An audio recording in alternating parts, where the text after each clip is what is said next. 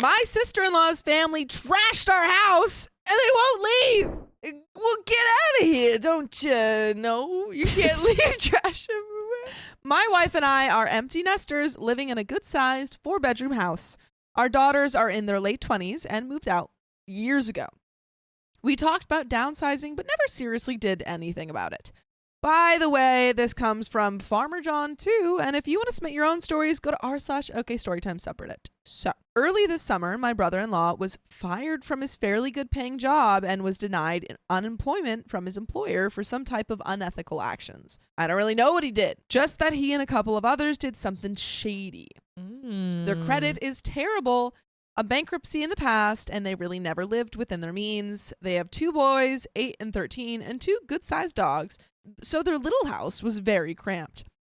They wanted a larger house but couldn't get a loan and had no money for a down payment.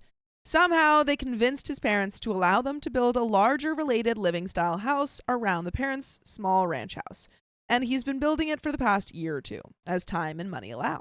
Now they have a half-finished, huge house they can't move into and have to put their current small home up for sale to finance finishing the construction on the new place.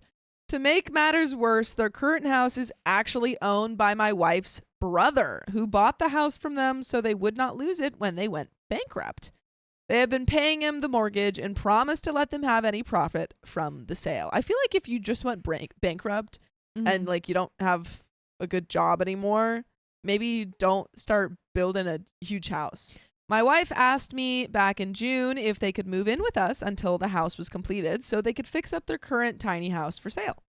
I balked at first since we already have 1 large dog and didn't like the idea of having 3 dogs, 2 kids, and 4 adults living in my house for an undetermined amount of time. That is crowded. Yeah. My wife talked me into letting them move in since we have 3 empty bedrooms, and we've regretted it ever since. It started off not too badly, but now it's been 4 months and my brother-in-law is no closer to getting a new job and is only interested in finding another management job, even though I'm sure his previous employer is bad-mouthing him. He currently does side jobs for another of my wife's brothers who does construction demos, siding jobs, etc. My sister-in-law works part-time as a doctor's office receptionist and makes probably just above minimum wage. All her money goes towards food and gas for their cars. We don't charge them any rent, hoping they can put the money towards finishing the new house construction. The crap hit the fan, so to speak, when they would not pick up their dog's crap from our backyard so I could mow the lawn.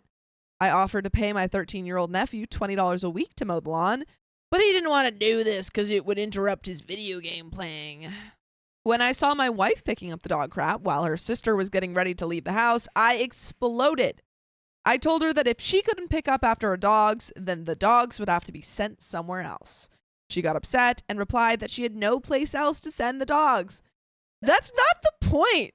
Just pick up after them. Yeah, that's a very easy fix. That's a crazy response to someone being like, if you can't pick up after your dogs, we're going to have to send them away. And she's like, I don't have anywhere to send them. Yeah. The answer is, okay, I'll pick up after my dog. Exactly. Like, you know what you got to do then. One of the dogs is black, and the house now not only smells like a kennel, but there is black dog hair all over the floors that she won't vacuum up unless my wife tells her to.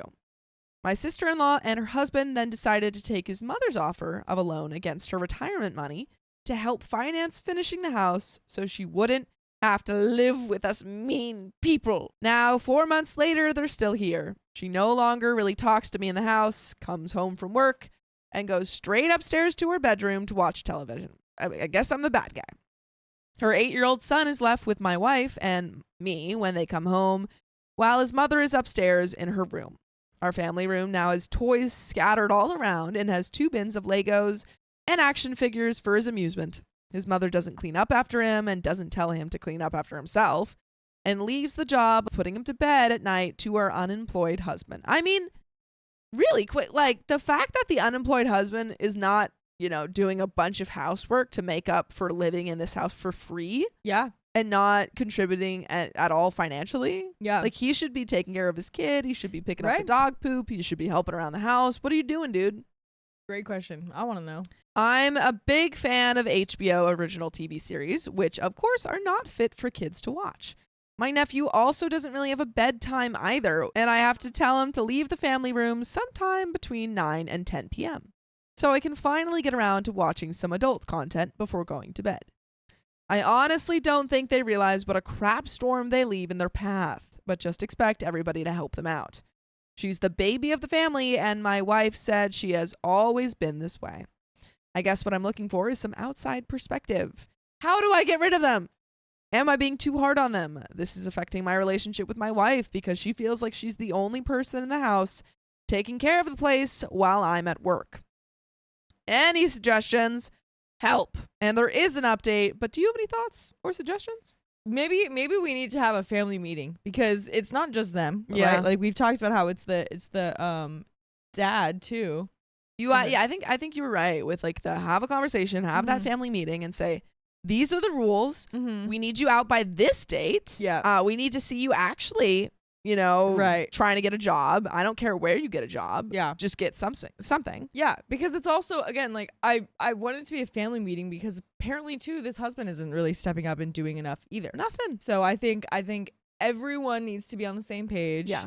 And boundaries need to be put in place and everyone needs to be there to hear it. Yep. Get a secretary, someone can write the stuff down.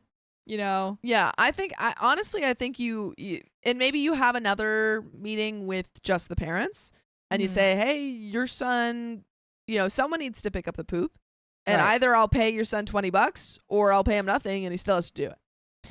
Yeah. So like get him on the same page. Yeah. Yeah. But let's get into the update. Well, it all finally came to a head about a week after my previous post. On Saturday, when I went to mow our lawn, my wife asked my sister-in-law to pick up the dog poop.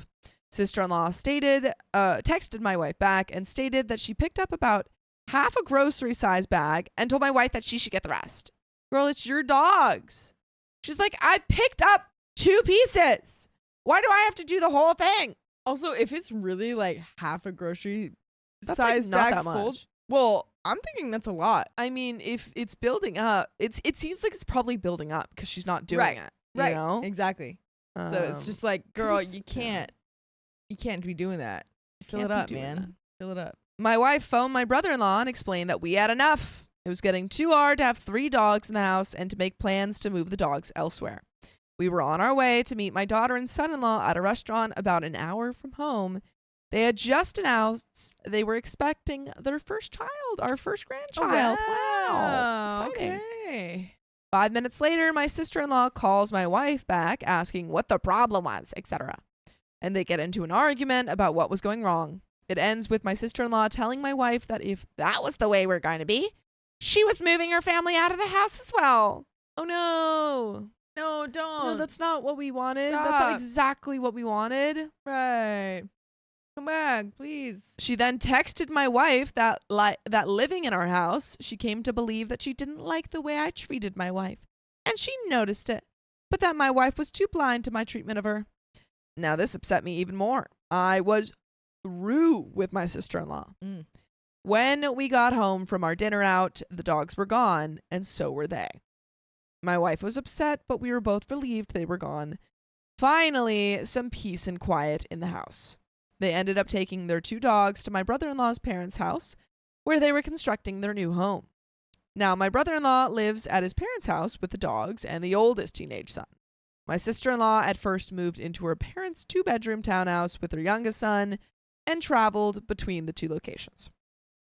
So now they have spread their inconvenience to both their elderly parents and their kids just because my sister-in-law was too proud and lazy to pick up after herself and her dogs while in my house.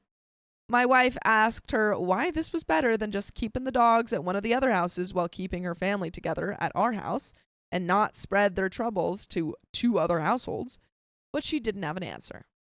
I think it's just pride. I think she's just like, you can't tell me what to do. For sure. For sure. Now, in the meantime, they have finally sold their old house, and my brother-in-law has finally got a full-time regular job. Most of their junk is still in our house. My wife moved most of it to 1 bedroom, and they are in no hurry to move their things out yet. Construction on their new place is still going on. No idea when it will be completed yet. Thanksgiving dinner at my mother-in-law's house was very uncomfortable with my sister-in-law and brother-in-law there with their kids and both sets of parents. I have nothing to do with my sister-in-law now, nor do I want to, since she stuck her nose in my relationship with my wife with her comments to my wife about me. By the way, I've got some comments for you. What is that, Sophia? And one is that you can listen to full episodes of stories just like this. Just go to Spotify, Apple Podcasts, or iHeartRadio and search up OK Storytime. There's a little bit left to this story, but do you have any final thoughts? Trash took itself out. Yeah. They were like, all right, we're out of here. It's like, oh great. No. Yeah. Exactly. Because that's the thing with these boundaries, right? It's like you talk about them. They either follow them or they don't. Yeah, it's like, it's not even like you guys were kicking them out. You didn't just say, get out of the house. You said, pick up the poop or leave. And they chose to leave instead of picking up the poop. Like, come on. So, whatever. At least you don't have to deal with it anymore. Yeah, you got your house back to yourself and they can go live wherever they're living. My wife's parents are trying to stay above it and not pick sides, but it's wearing on them. My wife and her sister do still talk to each other now, but the relationship is now very cool.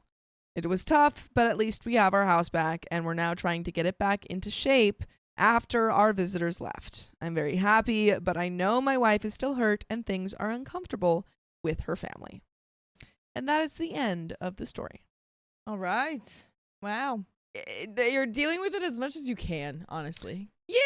With people like that, like, you can't control them. No, they're just going to do whatever they want. Yeah. So you just have to set your own boundaries. Exactly. And follow through on them, which you did. So good on you. Oh, yeah.